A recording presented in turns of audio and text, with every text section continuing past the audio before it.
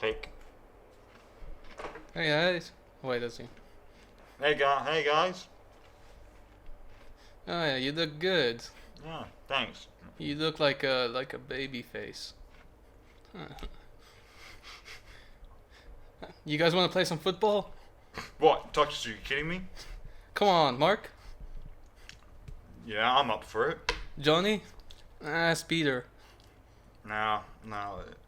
Come on, don't be a little chicken. Don't be a Oh, little that's it, chicken. Cheep, cheep, cheep, cheep, cheep, cheep, cheep. Okay, whatever, fine. And that's how tuxedo football was created. We're obviously cleanly shaven, so baby faces. Yeah, each for a different reason, weirdly enough. Yeah. I actually didn't shave it for this bit. I shaved it because my first day of work is tomorrow, so. That makes sense. I shaved it But- because of my film. Yeah. Anyway, so. Dawn of discussion.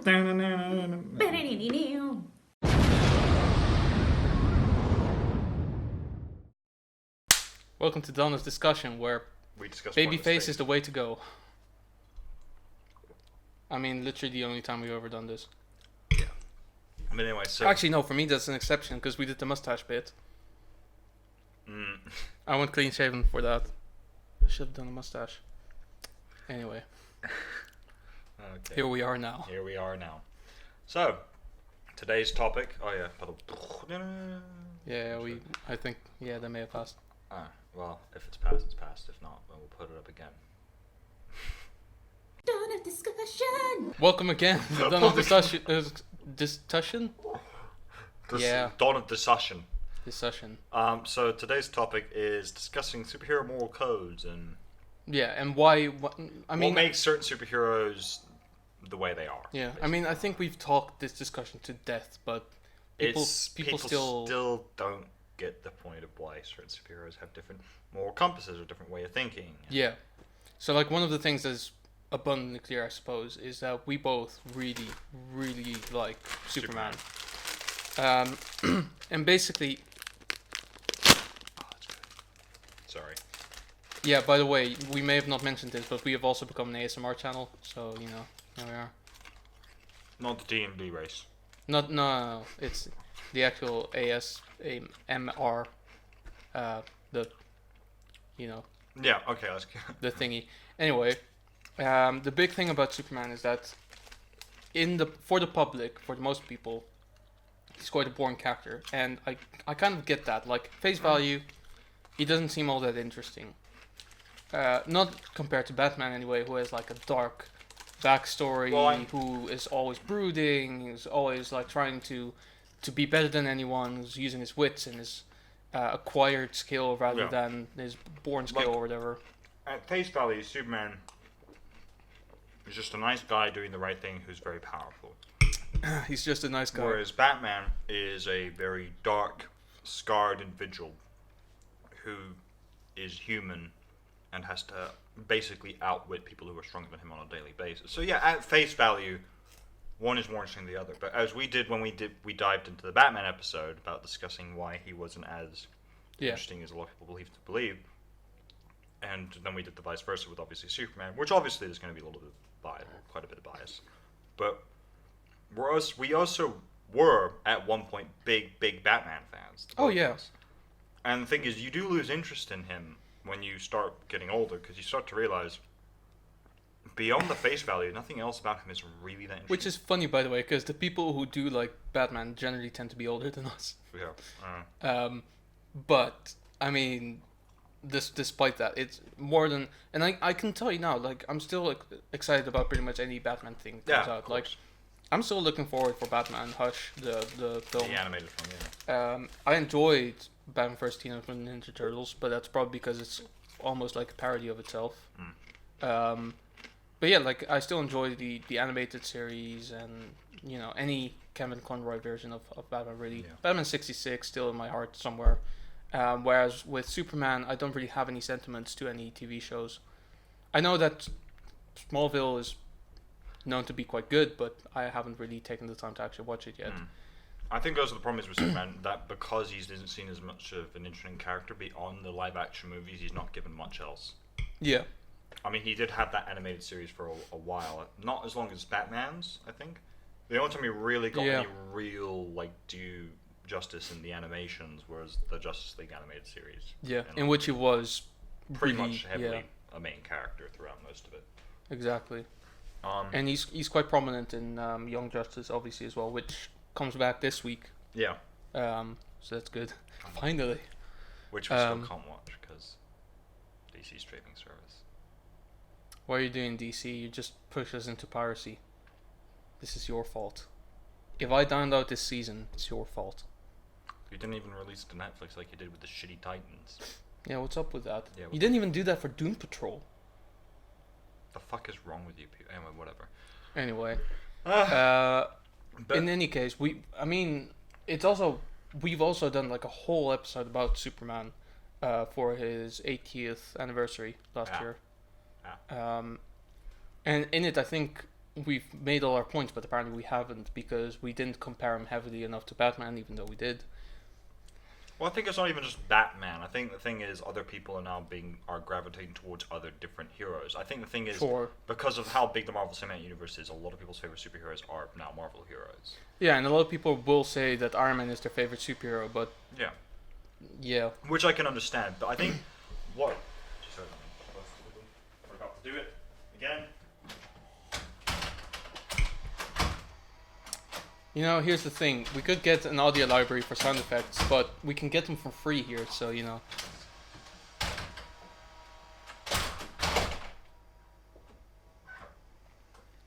That sound was Anchor in its purest form. It's copyrighted, don't use it. So, continuing on. I will say the problems I have with a lot of people is whenever they say, "Oh, Superman's not relatable." It's like, why? Because he's an alien from another world. Oh, so you do the relatable stuff from a superficial point of view. What do you mean superficial? Where it's about if you can physically relate to this person. Yeah? Okay, Superman grew up on a farm, pretty much dirt poor, with only his adoptive mother and father to really take care of him. Can you relate growing up in a dirt poor family or at least a middle class family? Yeah. Can you relate growing up as a billionaire playboy philanthropist who had everything handed to him with a silver spoon? No. And you relate to Batman and Iron Man more how exactly? Yeah, because they are human beings. Because they're human beings. They don't have superpowers like I don't. Yeah. Well, you're also not incredibly smart. You're probably a lazy sack of shit who's never done martial arts in your life. Except for maybe that trial session that didn't pan out as you wanted to because it was too boring or too intense. So, what's your point? Let me put it this way. If you can make an Iron Man suit, you can find Tony Stark relatable. I'll allow you that, yeah. So are all of you, to be fair, you're actually probably all arrogant pieces of shit that think you're better than everyone else, like Iron Man. Everyone thinks of himself as, let's be honest. Yeah, in that sense, you could find them relatable. That's fair enough. I mean, for me personally, like, when I look at the superheroes that I like, I look at the ones that I do generally find relatable. And the things that I'm kind of looking for is people who struggle with life, because we all do. This is not something that Batman and Tony Stark necessarily do. No. I'd rather look at people like Superman and Spider-Man and even Deadpool to an extent. And Shazam. And Shazam. Very much so, Shazam. The Flash as well. The Flash. Guys who aren't like super rich who have to have daily jobs and be superheroes. The thing is, Batman doesn't need to be... Even Captain America to a certain extent. Well, he doesn't have a job. He struggles with being accepted into a world he doesn't quite understand, which, to be fair, I think a lot of younger generation people can do. But also what I liked about Winter Soldier, for instance, the film, is that he struggled with that, but also he struggled with his own belief. Because he was like, I do believe in America, because I love America, I'm an American, and I would have stated many times before, which is why I have the powers, that I would give anything for America. But this is not the America that I recognize, and suddenly I have to fight my own country. What the fuck is happening? Yeah. That is some crazy shit, yo. Yeah. Which I think a lot of Americans can probably actually relate to at the moment. Exactly. Even non-Americans. I mean, governments all over the world are pretty fucked up. Yeah. So, fight power. Destroy the helicarriers. Exactly. Bring down Triskelion. That's how you show your patriotism. Or whatever your version of it is. So either MI6 or the CIA. Yeah. Basically. Good luck with that, but we don't recommend you try that though. Please don't. Don't be a stupid. Yeah, you'll be dead. But anyway, so it's sort of almost, I won't say it becomes a depressing topic having to constantly tell people why you like certain superheroes like Superman and Spider-Man. Because here's the thing, Spider-Man and Superman they're not identical in every aspect, but No. they're very similar in a lot of ways. In They a couple both of believe ways. in doing the right thing because they think it's their It's a God-given duty. it's your God-given duty, and also they do both believe in the whole with great power comes great responsibility, which I always find hilarious that came from Spider-Man first before Superman, because in terms of great power and great responsibility, I feel like one kind of outweighs the other. Yeah. Just a tiny bit more. Maybe a little bit. But also you look at their struggles as well, and you see that, weirdly enough, in terms of the comics, they're both taking such similar routes. You see Spider-Man, he now has a family, he's married to MJ, he has a daughter. Superman, he's married to Lois, and he has a son. It's like they're both learning how to be fathers, superheroes, and hold down jobs at the same fucking time. Yeah, exactly. It's 3 things they have to do, and I honestly don't think that's really easy for anyone, to be perfectly honest. It's so challenging to be or do any of those things. Yeah, exactly. Which is why I think they are like proper heroes in that sense as well. Whereas Batman and Iron Man and all that, their life is 100% crime fighting. There's nothing else. There's always the mission. There's nothing but the mission. Yeah. So if you think that Batman is relatable in that sense, that you have to always go out and fight a certain fight, and there's nothing else except for that, my friend, you may have an issue there, like a psychological issue, and that's not something to be proud of. That is maybe something you might want to talk to someone about potentially. Did you see the guy who actually dresses up as Batman? And Oh goes yeah, out at Goose night? Wayne. He was on Dr. Phil, wasn't he? Yeah, I think so.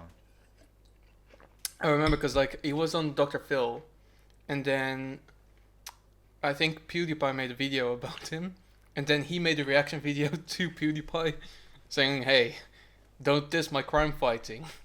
It's real." Like, because the thing is, it's kind of similar. You don't watch Brooklyn Nine-Nine. I think I've asked you this before. I've watched a few episodes. But so there's one don't great watch it. episode where some guy who is a superhero Okay. comes in and he's like, I would like to report a crime. And the two of the detectives, Rosa Diaz and Amy, Yeah. whatever her, I can't remember her last name, both go, oh yeah, we'll get right on Santiago. that. Santiago, there we go, thank Yeah. you.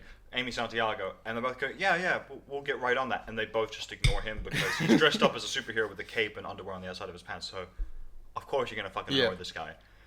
Terry Cruz's character, Detective Terry, or Sergeant Terry, he always calls himself Terry in these. Which is great. It's great.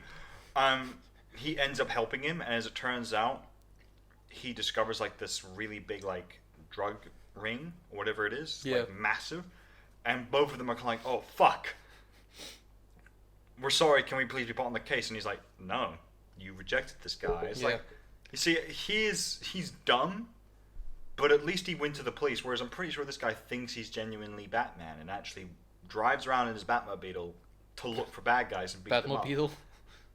Well, I mean, if it is a Volkswagen Beetle, then yeah, basically. Bat Beetle. Should we suggest this to him, where basically just get a Volkswagen Beetle and just put bat ears on top? Because it's Or as a funny, because I spoiler. remember the first video I saw talking about this guy, he had his face blurred out because he was afraid people would find out who he is. And I was like, dude, on the fucking internet, there's no way no one doesn't find out who you are. He's literally anymore. Batman with a beard. Yeah. And he's black, isn't he, as well? I don't think he is. I thought he was. I think he might be Latino, potentially. Either way, he sticks out like a sore He thumb. does, I mean, I did find it funny when, like, basically he never removes his makeup. So this part of the eyes is always black. Yeah. And his fiance has complained about it multiple times, where basically he would not remove the mask and it would start to smell, but like he wears it to bed and everything as well. Because that's basically how it started as well. Like he proposed to her, then she said yes, and then at some point he's just started acting like this.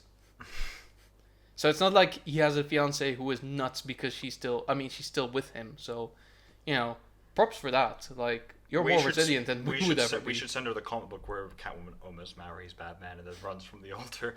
I think that might send her like a maybe I should be Catwoman here. Not necessarily, because there's always the worry that he might act out because of that, where he just goes like, "She has left me. I know what my mission is now." I now have nothing to distract me from my Because you know, when Catwoman left Batman at the altar, he went straight back into crime fighting. So this might not be the solution. Yeah, fair enough, I guess. But like in terms of like Superman, it's like that's a whole different bag Superman of does issues. expect to have a life after being a superhero. Yeah. And the other thing is as well, Batman trains all his proteges to be crime fighters. And the thing is, obviously, he probably expects them to at some point have a normal life. But the problem is, when Batman trains them, they don't have normal lives. They'll never have a normal life ever again. No, which is why Dick Grayson left. Yeah. And the thing is, the sad part is, I doubt Grayson will ever have a normal life, even after Nightwing. Oh no. Which is ultimately, you look at Superman, and the thing is with his son Jonathan, you very much get the sense that Jonathan will take over after him.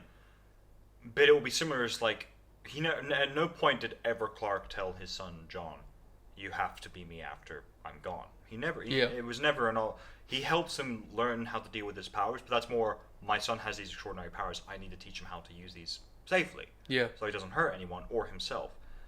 And then obviously Jonathan decided himself pretty much, I want to take over after my dad and I want to follow in his footsteps. Hence why him and Damon have become close friends, because there's nothing Clark could do to stop him, because he's a fucking goddamn Kryptonian being who can fly. Or no, exactly. he can't fly yet, can he? Or has he not just, sure. I don't think he can yet. Yeah, I don't think he can. I mean, he yet. could jump really fucking high. Either he can't yet, or he's just learned how to now. I'm really not sure. I don't anymore. remember.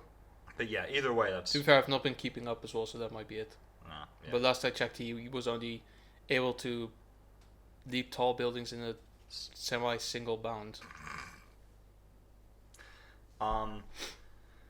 Depends how tall the building is. Did you see that weird comic book arc where it was the children of the Justice League, and this is Rebirth, came from the future back to the past, and as it turned out, the big bad was like Queen Hippolyta or whatever, and she became very misguided and something. Was this the Titan storyline? Or no, no, this was never mind then. And so Wonder Woman had a son.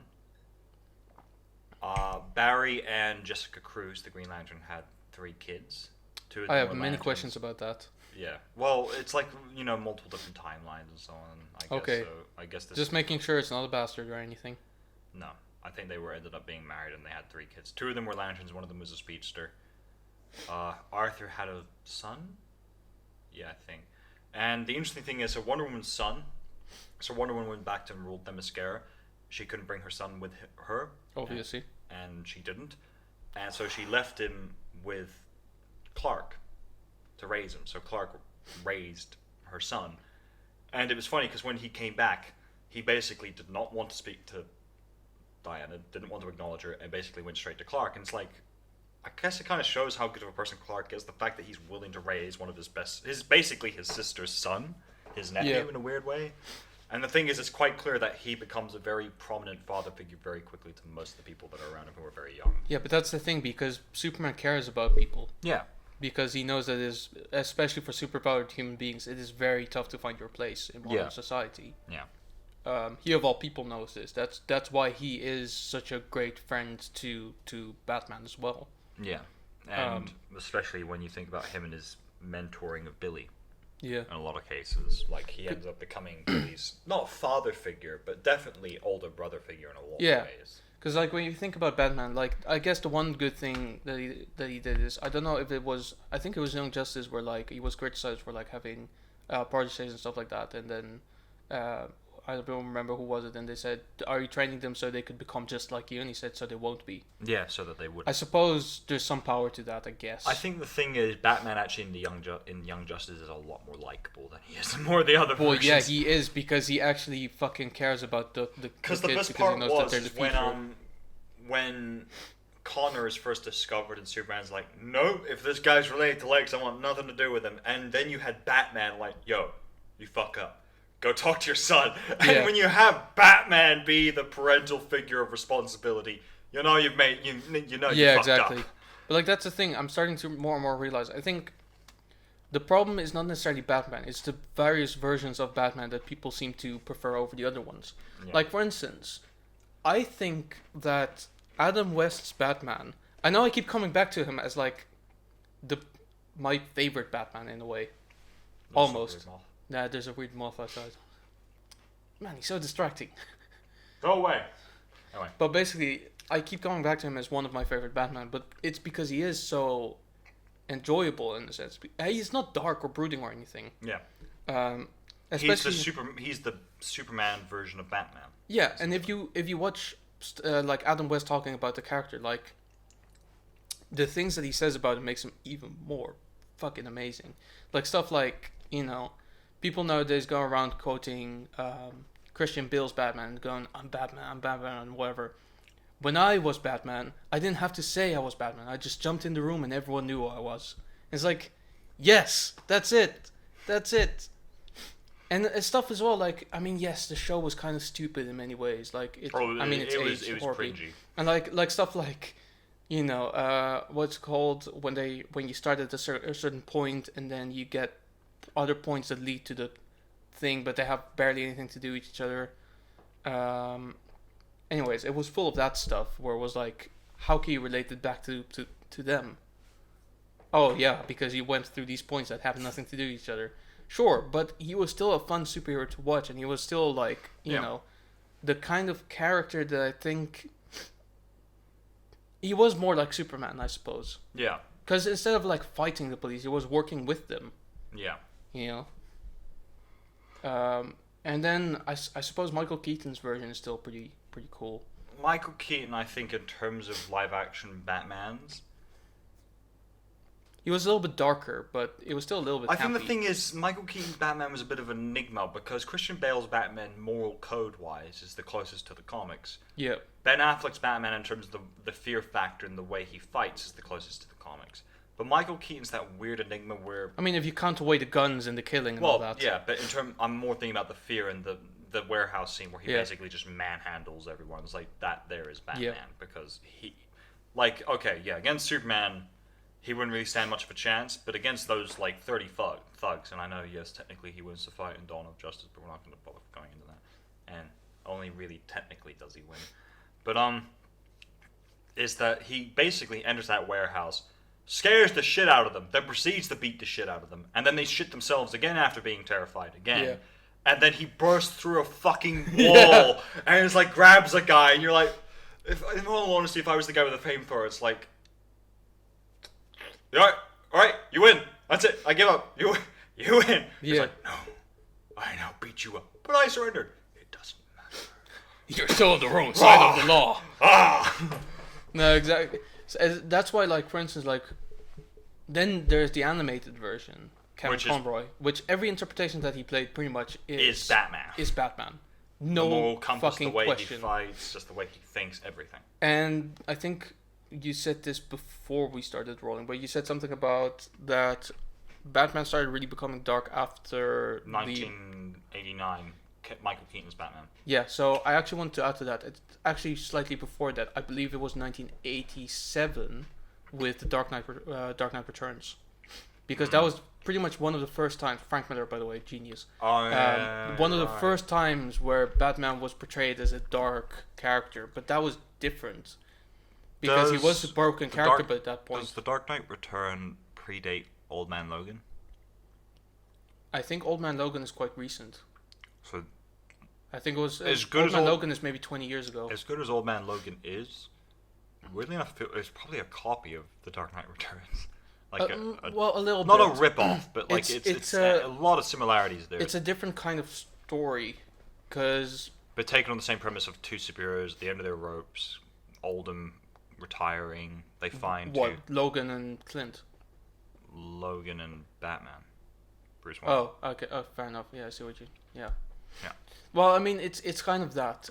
I mean, I'll be honest. The thing that they did to Clint is potentially worse than what they did to Oliver Queen, because Oliver Queen lost an arm.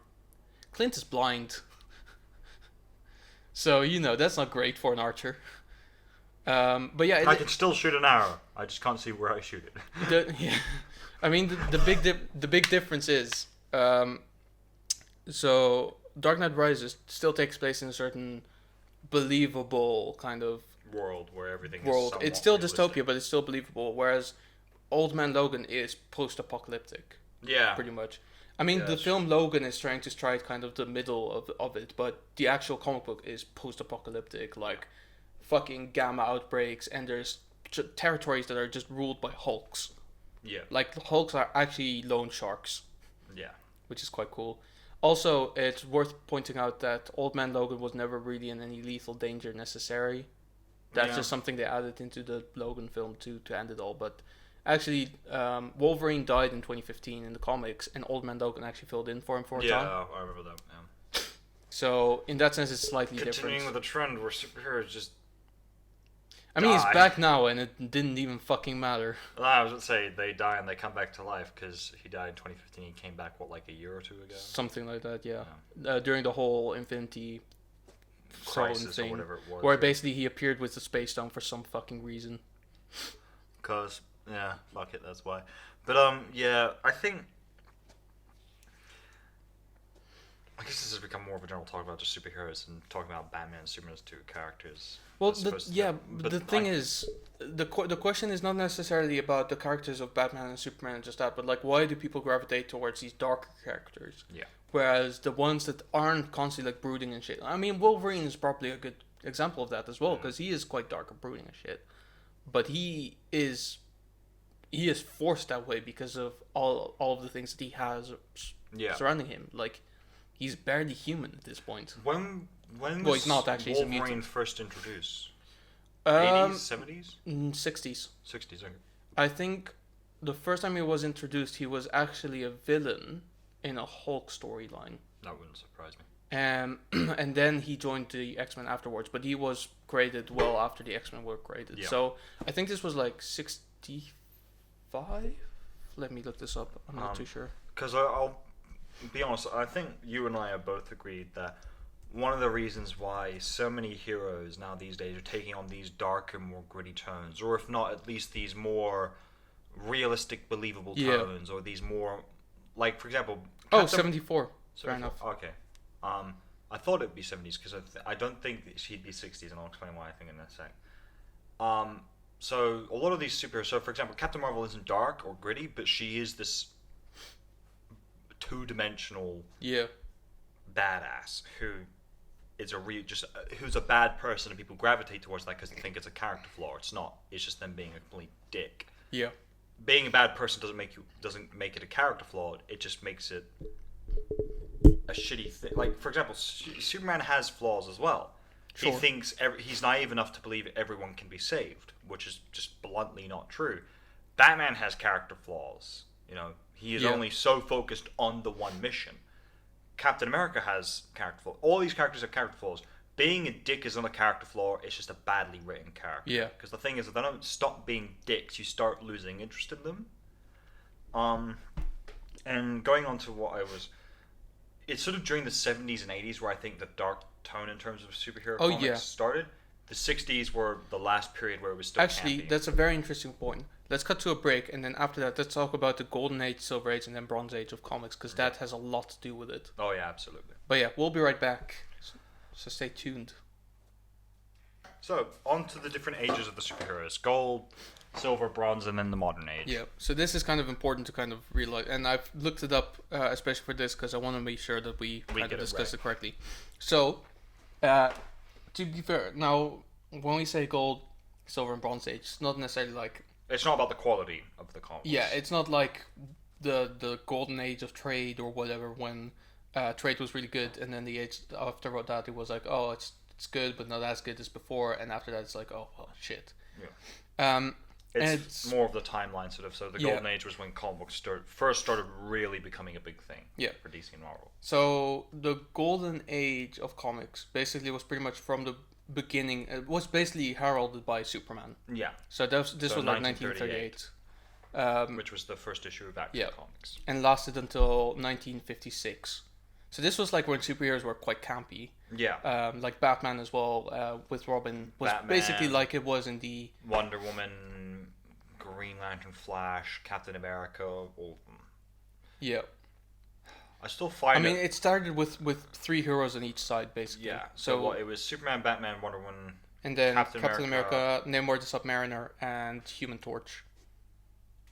It's funny how only one of them is actually like to modern day still actually like worldwide known from Marvel.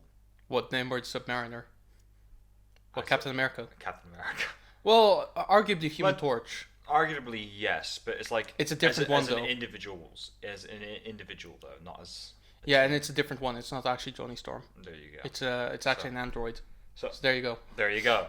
So So basically, I don't know whether or not this is all about Marvel's quality control at that time, or yeah. So basically, whether or not basically, I taste mean, or- if you want to take it from Stanley's autobiography, basically this was like when Captain America was basically made to rival Superman.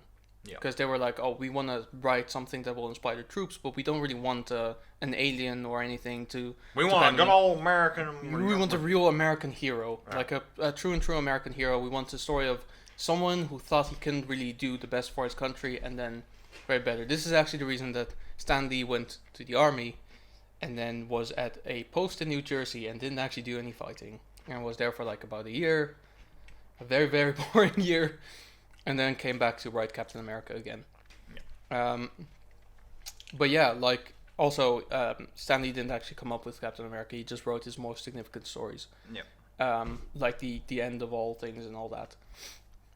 But this was basically the time as well where DC had a massive overhand on Marvel as well, because DC had all the cool and interesting characters, right? They had Yes. Superman, 54, which was I think the first issue of Justice League as well. well, 54. So this is even before then still, where Yeah. basically like This the is whole when they were starting to assemble their team. yeah. So basically Superman. This is still in the time where Superman couldn't fly. Yeah. Like you could only Superman yeah. wasn't able to fly in the first issues. But what is significant as well is there's actually an animation film. One of the first animation films was a Superman animation film, which is short. Obviously, I think it's Yeah. only 12 minutes, but it is quite indicative of like how Superman was at the time. Where Yeah. it's like he could only make You bounds leap. that are huge. Leap a tall building in a single bound. He And- was yeah. still indestructible.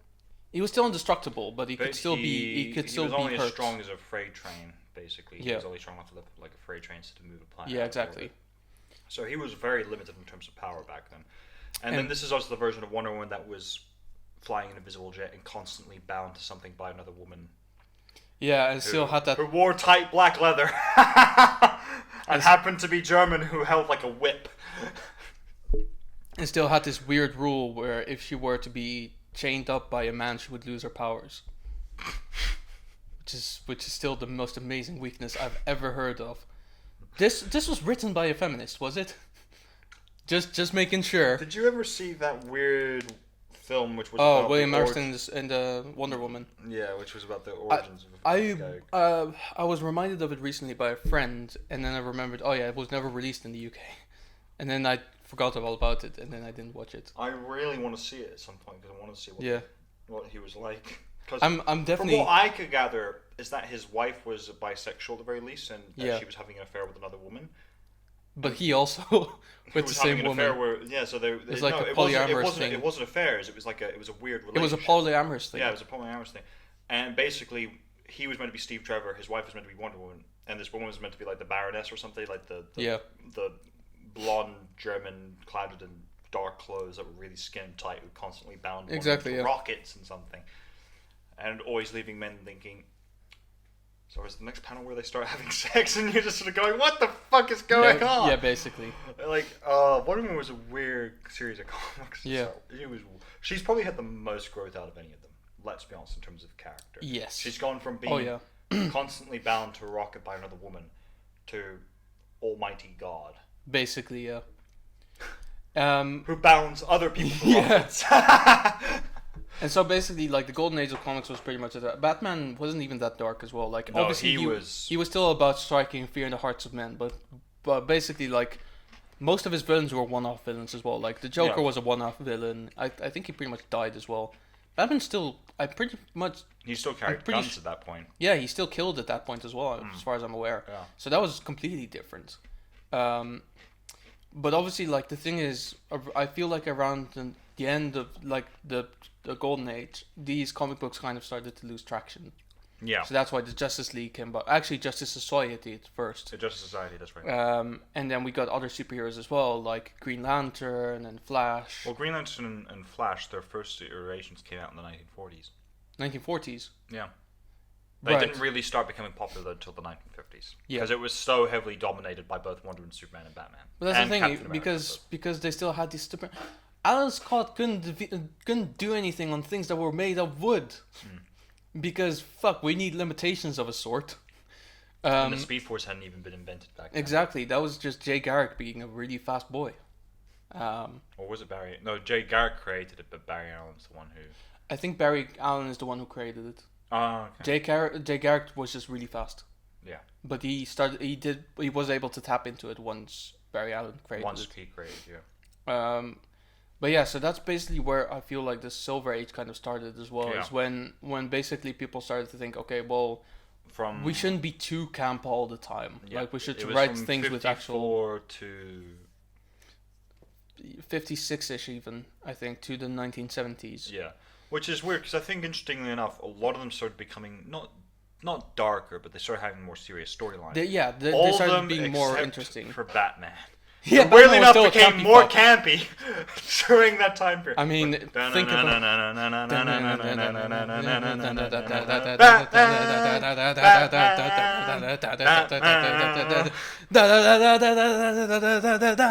Batman! Best TV show from the 1960s, hands down. Can't convince me of anything else. I feel like though the Wonder Woman. Oh yeah, no, that's that still was iconic a pretty as well. close. That's pretty fucking iconic as well. But that's the thing as well, is like, And the whole occasional, like when it's like the intro and you do this, like this, they do the slow turn so the camera has time to focus. Where it's like, yeah. I think that's maybe the way to kind of think about it as well. As I feel like the Silver Age of comics is not necessarily when they try to be more serious, but when they actually try to get an appeal outside of comic books. yeah, where they start trying to bring in For more DC fans. anyway. For Marvel, this was the beginning, because they only really started This is- actually being This is what when they Iron are. Man started coming around. Yeah, this is Hulk, 1962 is where it started. Spider-Man. So it started for Marvel. It started in 1962 with the X-Men. When was Thor? Just quickly. Thor was Just look it up. Just, yeah. Just I'm be safe. pretty sure it would have been. I think he might have been 1965. I think maybe 7 days. I No, it actually would have been haven't- 60s, because he's hang on, because he is created by Stan Lee still. Yeah. Oh, for fuck's sake! What? They keep giving me pages I don't want. 1962. 60. Okay, so a lot earlier than I thought. Yeah. Well, 1962 is when most of them Question: started. Is there So a picture of him there? yes, Can I so see it? it's this boy. Oh, he did wear a red cape to start with, because I always did. thought he didn't. He I was thought they al- just stole that from. To be fair, He they was probably- also clean shaven, had lushful blonde locks, had a helmet, and also was an alternate identity. Because when it started out, Thor wasn't actually a character of his own. He was actually bound to the hammer, and the way he was released is because Donald Blake, who's a scientist or archaeologist even, found this hammer and apparently was worthy. So when he lifted the hammer, he turned into Hulk. Thor. I was gonna say, whoops. wrong character there. It took a while until Thor actually became his own character. I will say, is he worthy as an all good, all nice, all powerful? So No, because that's not necessarily what worthy means. Worthy doesn't mean like worthy in the eyes of the moral compass or whatever. It's worthy in the eyes of Odin.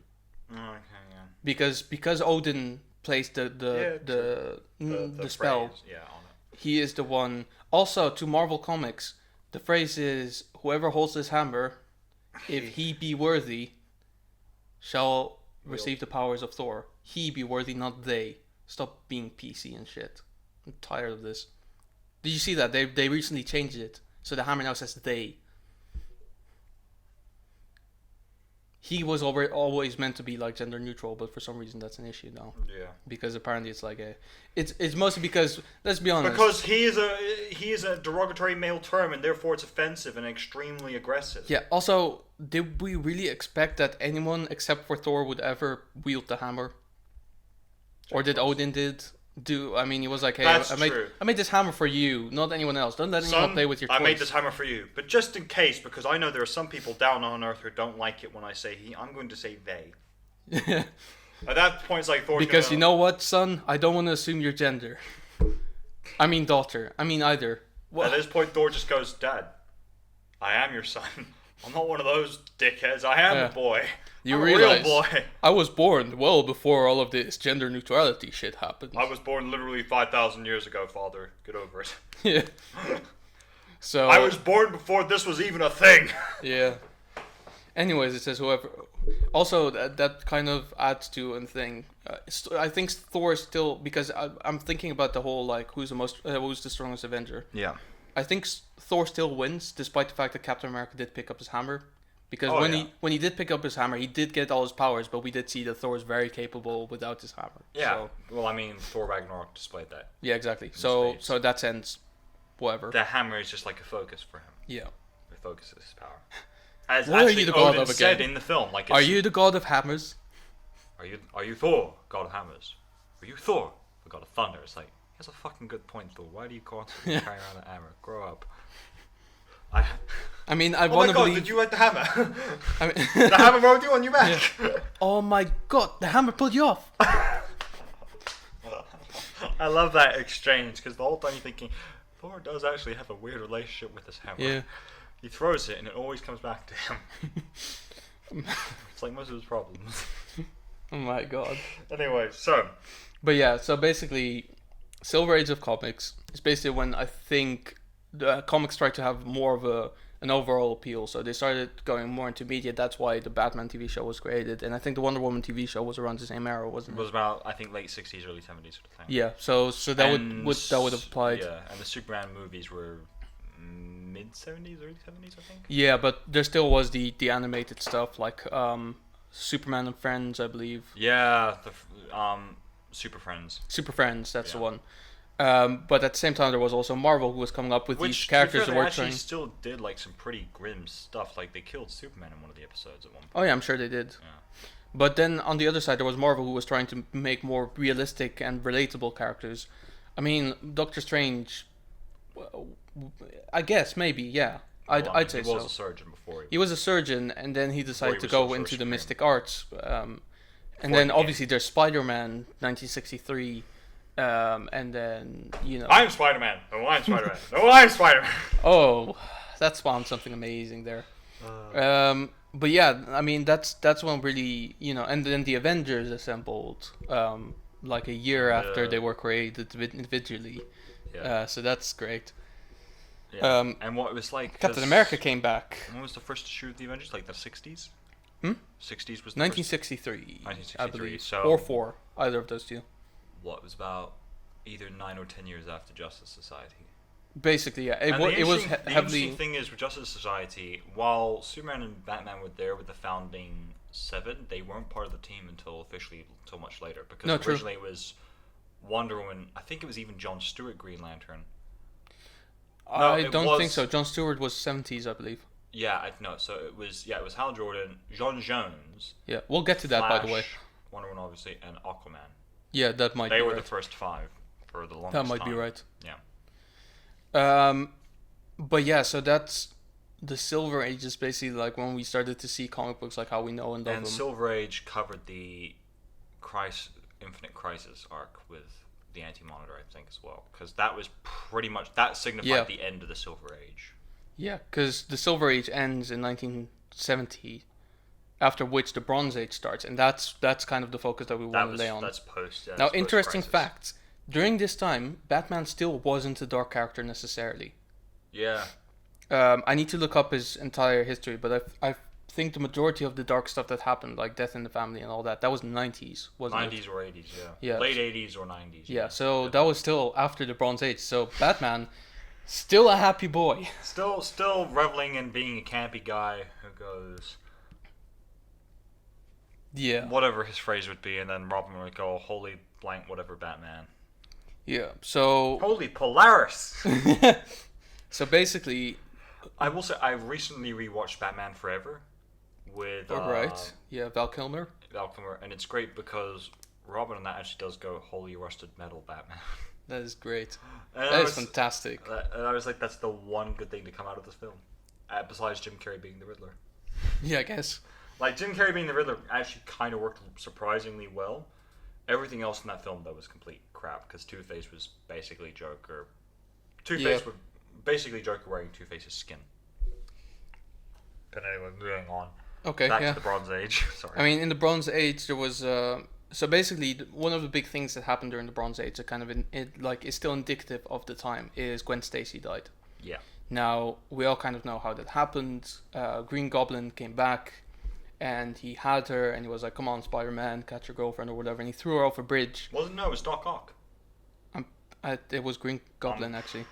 Was it Green Goblin? I thought Yes, was because the Doc cover Ock. here has Green Goblin on it. Oh, okay.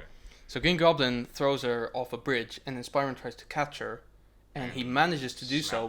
Snaps her neck in the process. Yeah, Yeah. because of whiplash. Not the bad guy, the actual phenomenon that occurs when you fall too fast and then your neck snaps. And not the movie with J.K. Simmons. That also.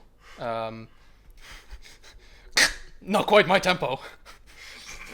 Just could you imagine? Like he just sees her and just like just not my tempo. Yeah, to kill her. Not my tempo, Spider-Man. Get out of here, you menace! That would be the ultimate comic book crossover.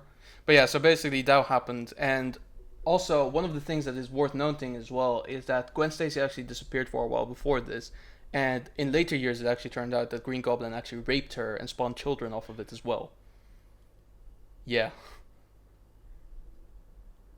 I believe it was Gwen Stacy. I'm not 100% sure, but he did do that to someone. I'm pretty sure it was Gwen Stacy. But yeah, as far as I'm aware, he did do the nasty to her without her consent. Yeah. And so one of the things that happened as well is that there was quite a lot of horror-oriented comic books that kind of came up more and more, such as Swamp Thing and Ghost Rider. Bronze Age. When does that end? 1986. 1986. Which is just before Dark Knight Returns. And just before another comic book I'm on for well. Okay. But We'll get to that. Other things that happened. Apparently, that's when Speedy does the speed. Where basically, that's when Speedy had a drug problem. Oh, that's right. Yeah, Speedy and on Speed. Yeah, that's right. That happened. One of the big things as well is that during the Bronze Age, which is a good thing, this part is a good thing, despite what previous recordings may indicate, that's when minority heroes really started showing up as well. Yeah. Such as, but limited to, Black Panther, Jon Stewart, Black Panther, Black Lightning, Luke Cage, Cyborg, Vixen, Monica Rambeau, who was the second Captain Marvel. Oh yeah, that, by the way, that happened in the Bronze Age. Captain Marvel died from cancer. That's right, he did, yeah. Yeah, he did. Are you listening, Kevin Feige? He did. No, I'm kidding. Don't worry about it. It's okay. Dick. But other ones such as Mantis. Mantis? I wouldn't call her a minority character. Okay, but she's listed She's on the an material. alien being. Okay, well, probably superheroes I are guess apparently. technically she is a minority character because she's an alien, but still. I suppose, but like Shang-Chi as well and Iron Fist. Wasn't Iron Fist a white American? Yes, but he was trained by people who were not. So, you know. Okay, I see. Iron Fist is a mantle. I see they're very loose in their minority terms. Iron Fist is a mantle. Iron Fist is not place. It's its Fuck off. Sorry, I had to do it. What also quite happened a lot during this time was superhero crossovers. Because this, I think, was the time when we had the Justice League versus Avengers, which created the Amalgam universe. And then once that was split up, it created the shared universe, and then it split up again. Yeah. So that was a cool time. That was the brief cool time where Marvel and DC sat Yeah, aside. that's the Bronze Age. Should be the Golden Age, surely. But that's also when when the New Gods were being developed, which is made by Jack Kirby, Orion, Captain, Mr. Miracle. Mr. Miracle, yeah. Big Barda. Yeah, I think Darkseid as well. Yeah, Darkseid as well. Darkseid was he was before that because he was a villain in Super Friends. Oh, well, he's been reworked to be part of the New Gods anyway. No, sorry, he was an Apocalyptian god. That's slightly different. Yeah. It was only later that they retconned him to be the son of Orion. No, Orion's his son. Orion's his son. Yeah. fair enough. They retconned that later. Yeah. Also, this was a come up of other darker superheroes as well, such as Wolverine and I believe Deadpool around the same time as well. Deadpool, yeah, I imagine around the same time. And many, many more. Yeah, many more. And that led up all the way to the 1980s. Obviously, that's when also you had movie comic books as well, such as Star Wars and Indiana Jones and all that. Movie comic books? Yeah, they were kind of... Star Wars was a movie before it was a comic book. True, but they made a comic book about it after. I feel that's a very loose term. Because my idea about comic book movies was they were comics and then made into movies, rather than movies then. I mean, that also... I believe that also had... Well, when was Howard the Duck? That was late 80s, so that was the modern age. Oh, fucking no. Like we've seen it. Lol. But yeah, that's kind of that kind of time. So at the end of the 1986, that's where it basically closes off and kind of becomes. Okay, just quickly. Hal Jordan's first appearance was in 1959. 1959. So yeah. So that's during the Silver Age. Yeah. Yeah. So basically, one of the comic books here that it says is the end of the Bronze Age is the Secret Wars event, which is basically the whole event where they went to Battle World and Spider-Man update the symbiote suit. Many crazy things happened that day, or that week probably. Yeah.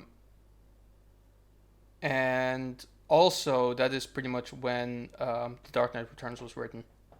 And Watchmen, by the way, as well. Yeah, Watchmen was 80s as well.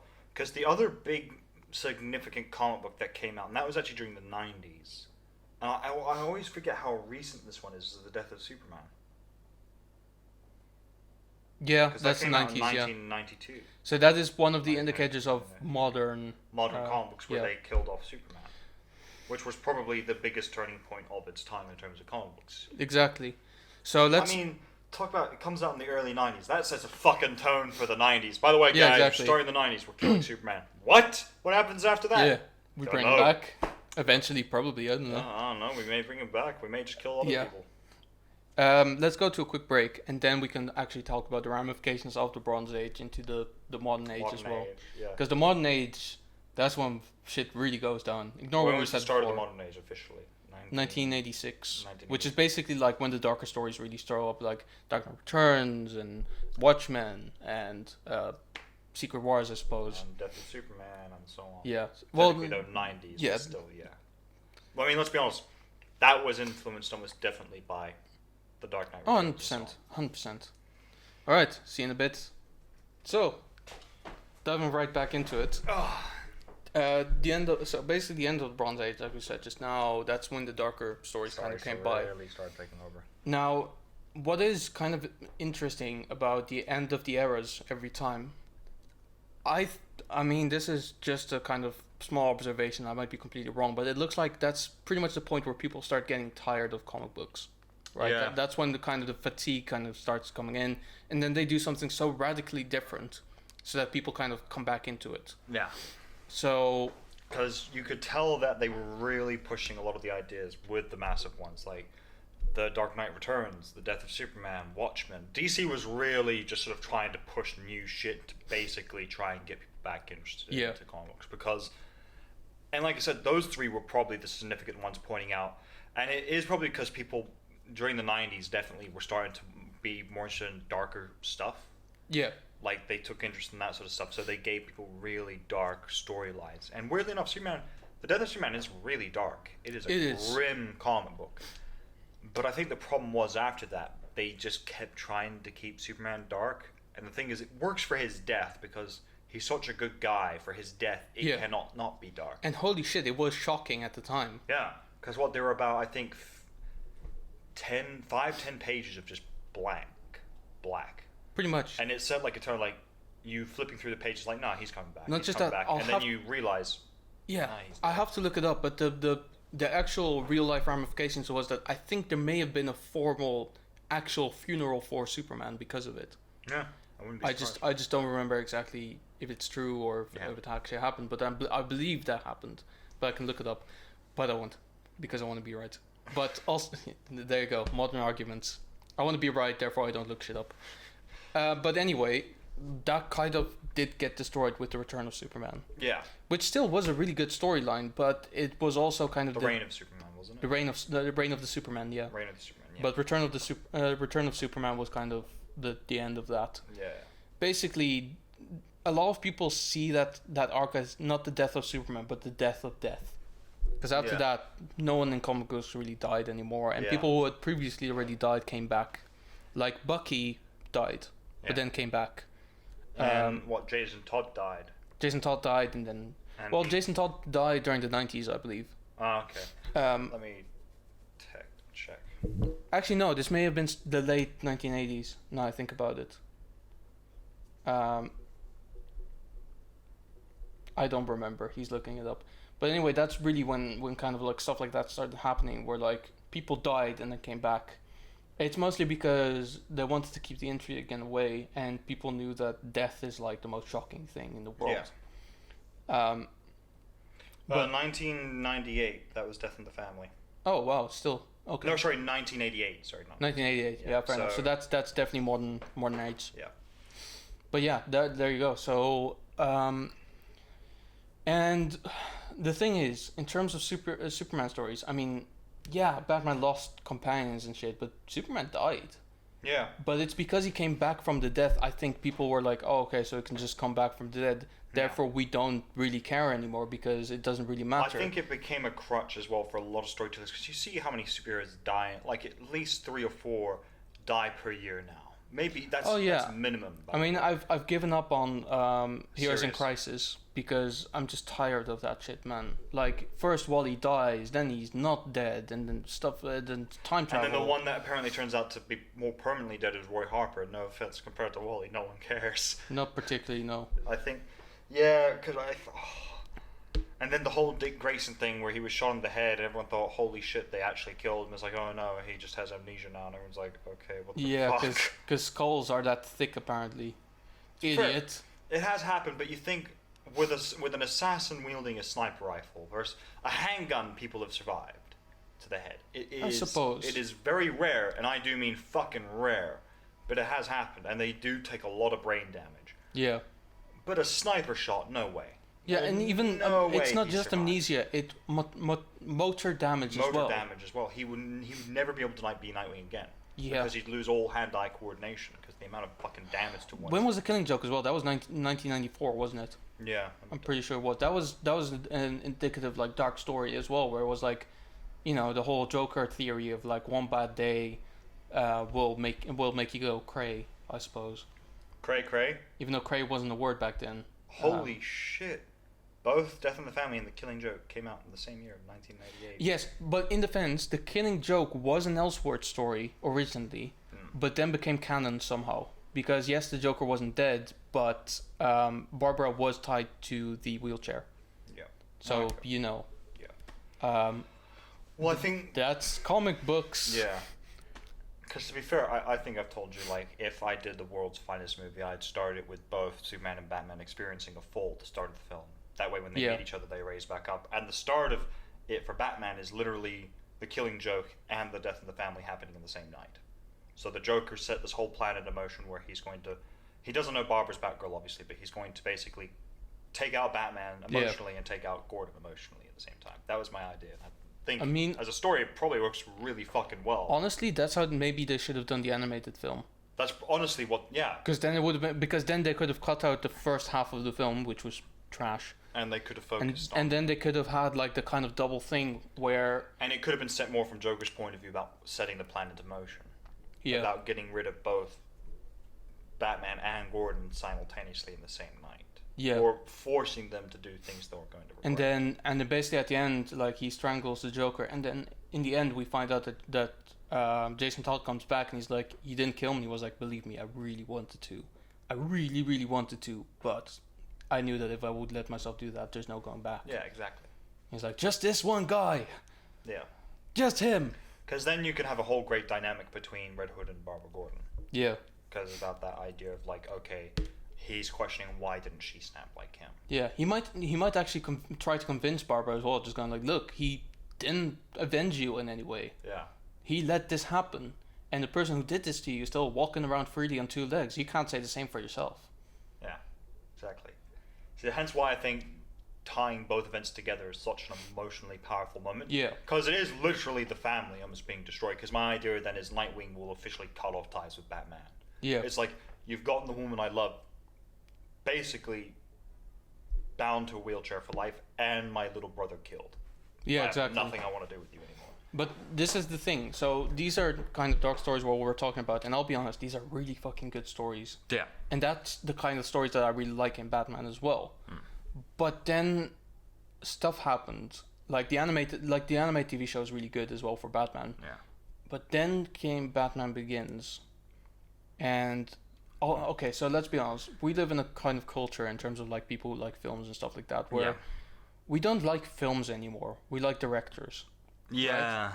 Like for instance, at work, you don't say, oh, I like the Batman movie. Yeah. I like Christopher Nolan's Dark Knight trilogy. Yeah. So basically, like there was this thing as well recently where I was talking to. It's not even about the characters anymore. Yeah. So I was talking to someone at work. I think yesterday even, which is funny considering the title. But basically, she was asking like, are there any good films in cinema right now? So I'm like, okay, I'll have a look. And then I looked through it, and I was like, oh well, I guess there's this film called Yesterday, which I'm not particularly interested in. It's the one where for some reason the Beatles don't exist, but there's one guy who knows how to play all of their songs, and then in this alternate universe where the Beatles don't exist, he pretends to be the writer of all these songs, and people fucking love him for it.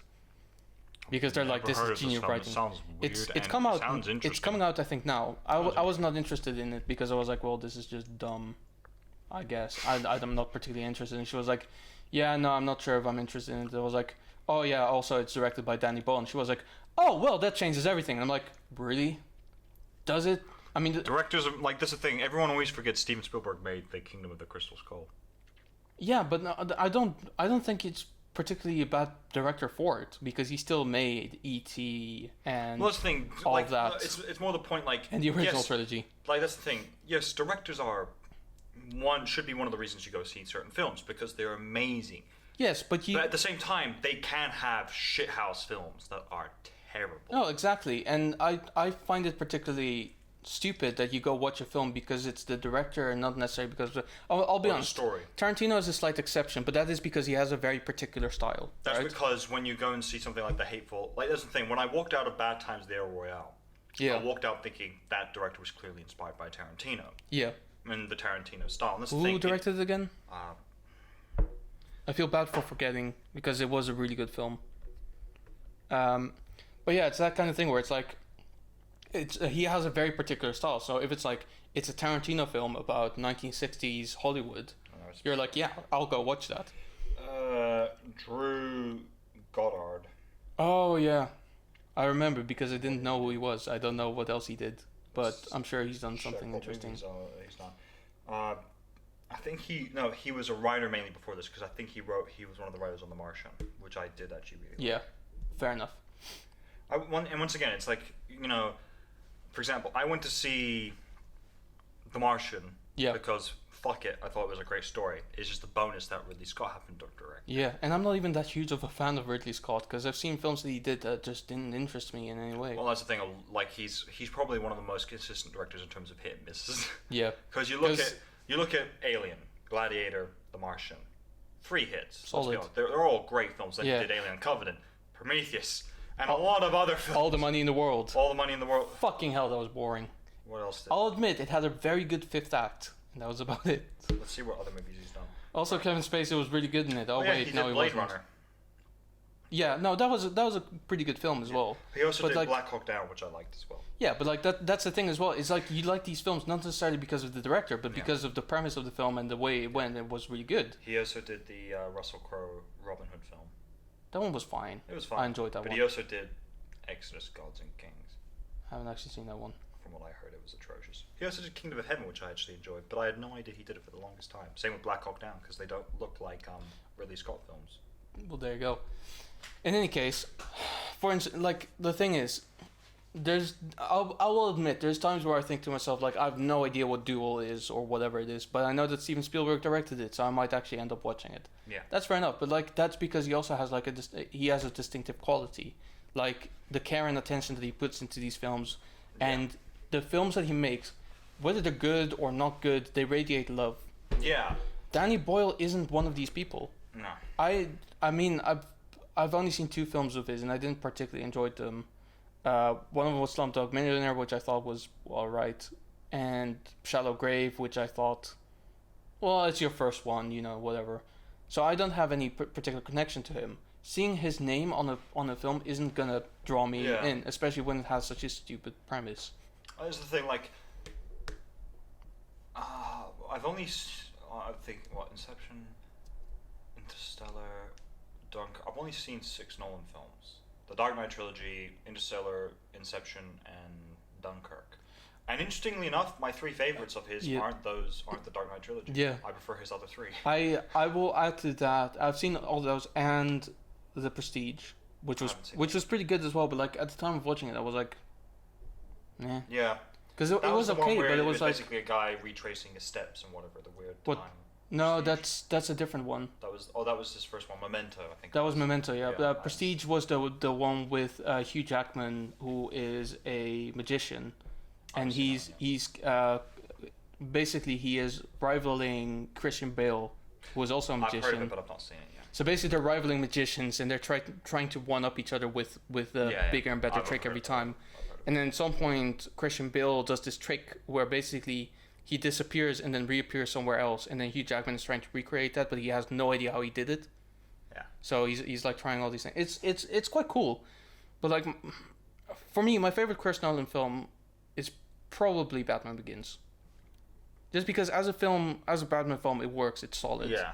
And it is one of the stronger Batman films that I've ever seen, admittedly. It's just that at some point it just becomes kind of... And The Dark Knight, every time I ask people about Dark Knight, what is something good about The Dark Knight? They go, oh, Heath Ledger. And I go, okay, what else? And they go... Exactly. And that's the thing. It's once again my point is like, I always tell people, Batman in The Dark Knight isn't really Batman for me. Because once again... Oh, no. It's the ironic thing where it's like, what makes you different from us? I'm not wearing hockey pads. And then you've just got Ben Affleck's Batman going, huh. Yes, you are. Yes, you are, little man. Funny thing is, he actually is a little compared to Ben Affleck. So little man actually makes sense. But it's also like, you know, you've got Christian Bale's Batman who's like, oh, I'm the hero this he needs. It needs right now. And then there's the one it deserves. And then Kevin Conroy just comes by and goes like, I see. Do you need a cough drop? Because my throat feels perfectly fine. Oh god. That's the thing, the voice modulator, like, in the end, honestly, Dawn of Justice has a lot of fucking problems. But the stuff they did with Batman, not only did a lot of it make sense, a lot of it was fairly accurate in terms of the way he fights, in terms of the brutality and the ruthlessness. Yeah. The killing. Whereas in Dark Knight Rises, it's literally just literally misses. Guy flies back 3 meters. Yeah, I know. Best fight scene I've ever seen. Batman does have superpowers. They're psychic abilities. Yeah, he has the psychic abilities of never failing. But basically, like it's just stuff like called plot armor. Yeah. Well, that's basically it. Like the thing as well is like actually what I wanted to say about the voice as well is when you listen to Kevin Conroy's Batman, he has a slight voice thing. Like for instance, when he's talking to himself, he's like, "I need to investigate this particular thing." But then when he's intimidating someone, he goes, "Where is he? Yeah. Tell me where." And where he's like slightly aggressive and slightly more gruff, but not all the way. It's minor changes to his voice, yeah. And then when he's Bruce Wayne, he's like, Bruce Wayne, it's "Ladies, it's slightly less different, yeah." Or care to join me to the living room? Yeah. I always loved the first time where they did the crossover in the animated series between Batman and Superman. And just Bruce Wayne coming off the plane, and Lois is like, "Who's that?" Just like runs off, and I was like, "Oh, exactly, so fucking dead." And so basically, going back as well to what you said, plot armor. That is basically the nail on the head. Yeah, that's the thing. People say Batman doesn't have a power. He does. He does. It's called people having a fucking hard bone for him and giving him everything he needs to win. Basically, he is unable to fail. There's nothing in the universe that makes him able to fail. He has Domino's superpower. Yeah. So he's just incredibly fucking lucky. I'm lucky. That's not a superpower. Yes, it is. Okay, let's just meet in the middle and say it's not. If it is. All right, how about we agree to disagree and say it's not?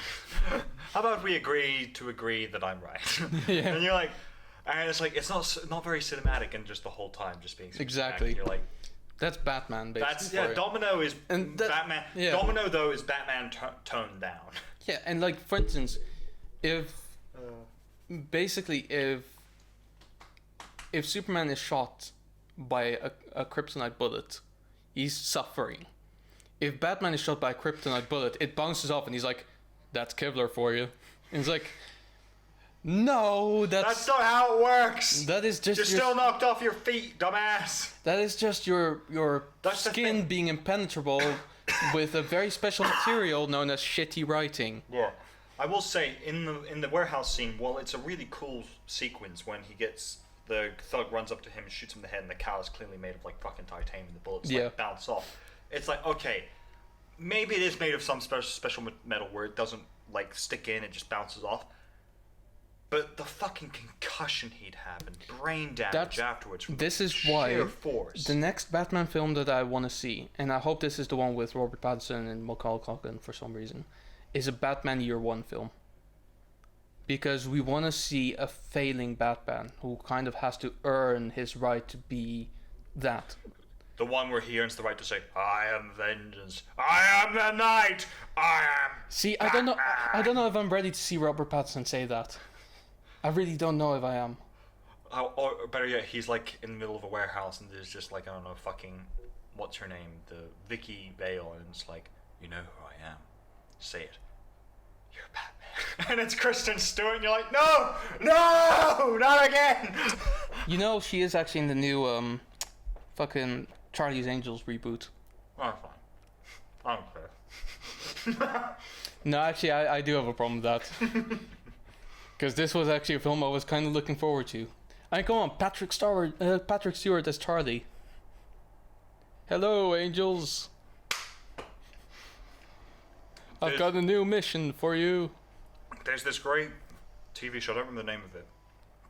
And it's okay, it's not as funny as most British comedies, but it's great because it's Ricky Gervais being like... Oh, is it an extras? Extras, yeah. It is extras. And are you thinking of the same scene with me, with Robert Pattinson? Where they're talking about poop. And it's like, and then he goes, so we read the scene, and I'm in it, and she's in it, and then all of her clothes fall off. And you're like, yes, Sir Patrick Stewart. You know, that was probably one of the I think your camera cut out. Nope, still going. Oh, funny. I just heard it make noises for some reason. But yeah, like I know that particular scene because I think they kept saying like how many bloopers they have of that particular scene. Like they had to do like 50 takes. Because it's literally Sir Patrick Stewart going, and all of her clothes fall off. Like, how could you not laugh at that scene? But that's the thing. Everything this guy says is amazing. It's because of the voice, man. It's because of the voice. I don't even matter now. it's like he's the best part of American Dad. Wait, Eric. Oh, I fucking love Bullock so fucking much. Stan, come here. I seem to be stuck in my chair. Please. What is that, Bullock? I'm not saying it's semen, but it might be. Just get me out of the chair. Smith? Yes? Are you saying that if I don't hire this person that you'll leave? No? Are you saying? Yes, good. I love Bullock so much because he's just... Also, The random sequence where he and Haley have a relationship is just so fucking weird Yeah. and amazing. let's not. I mean, we can't really ignore the fact that he was in the Emoji Movie. It's fair, he had the only good line in it for me. Not- Where he turns around the chair going, "Red alert! Red alert!" I'm like, yes, Star Trek reference, I get it. Or me as Captain America going, I understood that reference. Yeah.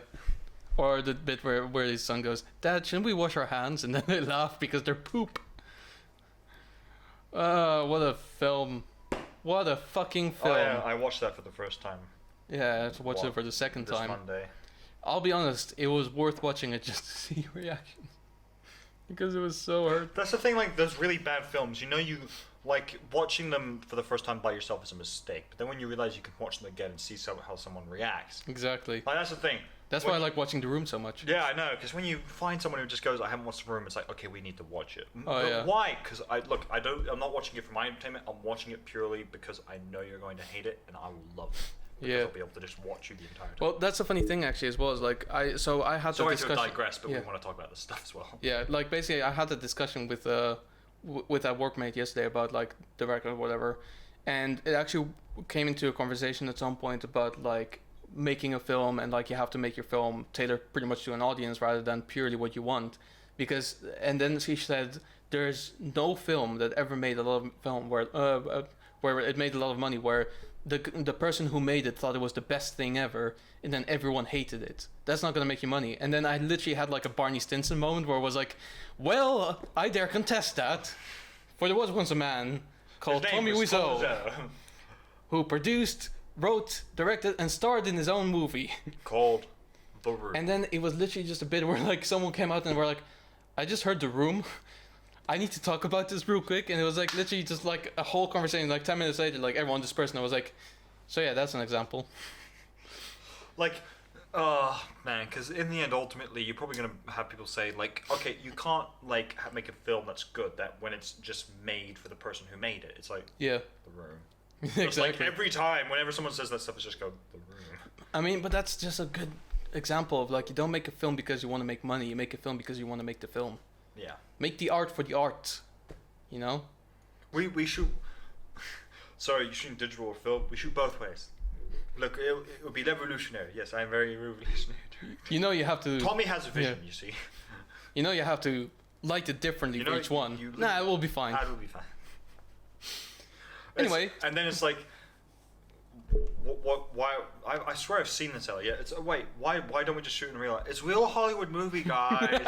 I love that line so much. It's real Hollywood. I love that movie. whole scene where it's literally just like, you literally recreated the alley outside, inside. What's the point? I love the Disaster Artist. So Yeah. much. Almost as much as I love The Room. Actually, no, I probably love it more than The Room because you actually get to see how they made it. I love The Room just a little bit more because for me, it. I feel like the Disaster Artist is just an entirety of a film, just saying you should have been there, whereas the product is also quite enjoyable. I do love the opening where it's like all these great actors, like the one from Parks and Rec, and Oh yeah. and he's like, if Well, I Ben, could go, thingy, Adam Scott. Adam Scott, he's just going, Yeah. I just, if I could go back in time, I just want to be on the set of that movie, just to see what it was like. And you like when you have actors like him saying Yeah. that, you know it had to be great. Well, as it turns out, like at some point, I think turned out that there were a lot of people who worked on Parks and Rec, who not only liked The Room and like thought it was a masterpiece. One of the cinematographers who worked on Parks and Rec actually worked on The Room as well. Could you imagine just being like that guy and just like, please, no one recognizes, and then they're just swamped. It's like, what was it like? Well, he fired me. I don't know if that's enough of an indication. But in conclusion, because we've digressed a lot. We digress. Basically, the whole thing about Batman is he's. I think we've kind of grown from the beginning because we said he's a shit superhero. He's really not. He's still not. interesting. He's overrated. No, not even overrated. He's overused. Overused and overappreciated. Yeah, I think he's overappreciated. That's a good term, actually. And I think the main reason for that is his darker representations, especially when you look at the Dark Knight and all that. Yeah. Because the thing is, when people want darker interpretations of Superman, it's like, okay, watch Brightburn. Yeah. Play Injustice. Those are literally the best two options we can give you. And then I can imagine, like, if people played them for the first time, wanting a dark Superman, come back going, oh, he's evil. It's like, and you wonder why a lot of Superman fans don't like those versions. That Exactly. often, because, well, it's fucking terrifying for us to think our greatest hero snaps and just starts killing people left and right. And you always got to tell these Superman haters, I hate saying that word, but and just tell them bluntly, it's like, if Superman snapped, if he were real and he snapped, we'd be That'd be done. bad. It would be game over. Because if he's no longer holding back, he's not going to go fight Batman in a physical fight where Batman can use kryptonite. He's going to vaporize him from orbit, along with most of the Justice League who would stand in his way. The only one who might be able to outrun it is Flash, and even then Superman knows Flash is going to tire eventually, and then Superman gets the upper hand. It's like, that stuff doesn't bear really thinking about for a lot of Superman fans because the idea of it is just too grim often enough. Yeah. And I think that's the problem, is like, you can tell there have been points where they're not trying to go back to the campy route, but they're trying to go back more to the Silver Age route, where it's just superheroes being superheroes. But they often divert back to the darker storylines because they immediately think, no, people don't like this stuff. But when they do it with things like, I think Superman's the only one they've done it with recently, and it's kind of paid off. and Spider-Man, because they've gone from the darker shit, Yeah, like they did when New 52 started coming out, to Rebirth, which is sort of really working for Superman. exactly. For Superman, He's basically, even wearing the underwear back on the outside of his pants now, I think, again. yeah, I think so. For Superman, there's only one quote that I really want to take out of Man of Steel, which I think makes him pretty much shows that he is more relatable than Batman. Where basically it's at the end where he puts down the drone in front of the general, and he goes, "I'll ask the obvious question: how do we know you won't one day act against America's interest?" And Superman says, "I grew up in Kansas, General. I'm as American as it gets." And that's basically it. He is he is very human because he's been raised to be a human. He's been raised to appreciate human values. He is the only Kryptonian canon, except for his cousin and son, who doesn't hate Earth and Earthlings. Anyone else, like his There's father, two alternate versions of his cousins. yeah, true. His father, yeah. His father, his father's co-worker, all of those people, they hate Earth and his Earthlings. He once rescued a couple of Kryptonians, and then he flew away from Earth, and when he came back, they enslaved all of Earth. He wouldn't do that because he is more human than any of them, really. Yeah, Superman, in terms of physicality, as we've often mentioned, isn't human, but in terms of nature, in terms of how he acts, Exactly. he is human. He's He more thinks like one. He acts like one. He's more human than Batman, who is Yeah. admitted to this. Yeah. I don't remember. Batman has stated that Superman's ultimate weakness is his humanity several times. I think in Hush he said, deep down, Clark is a good guy and I'm not. Yeah. For some reason that makes him cooler. I'm not quite sure why. I think it just, for me, it makes him cooler because it's him realizing, oh, I'm a dick. And all the people who like me are probably dicks as well. Like, there's the subtext there for me. Yeah, but for me, that kind of makes me see Batman as just a one-dimensional kind of guy. Yeah. Or two-dimensional at best. Whereas with Superman, it's like... Superman has a lot more layers to him Yeah. than people.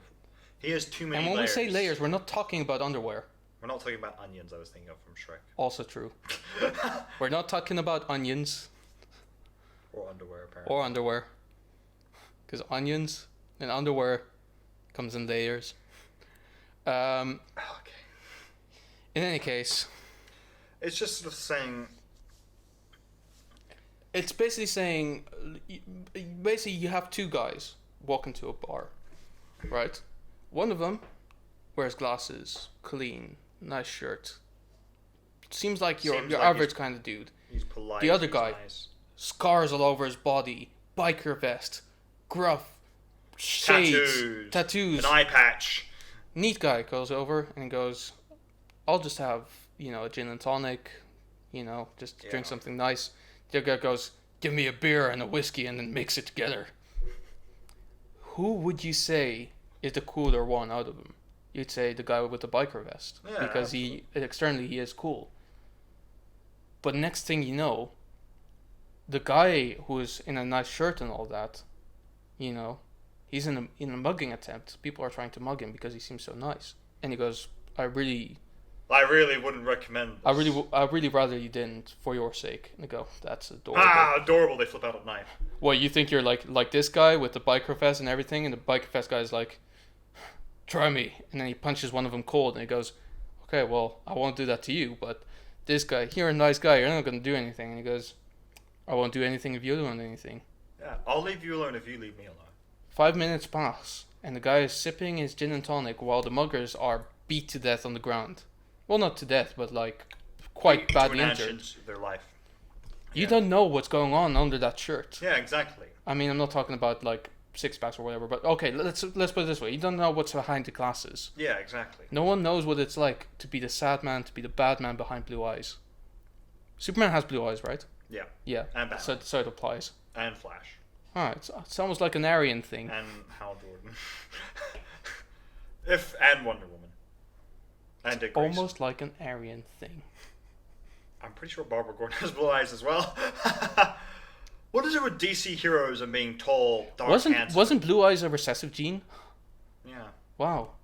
Very common all of a sudden. I think they've changed it now. I think some of them have darker eyes now. I think Probably. Flash. I think Flash still has blue eyes. I think Hal Jordan has dark eyes now. I think Barbara has green Yeah. eyes now. let's round it off anyway. Yeah. That was our conclusion, basically. Just because someone seems happy-go-lucky all the time doesn't mean that he's actually... Doesn't mean he doesn't have an emotional side or Yeah. And with that, we close off this week's episode. Thank you very much for watching. Come back next week when we complain about more shit that you guys are, for some reason, so fucking passionate about. Even though you're not. We are. We're projecting.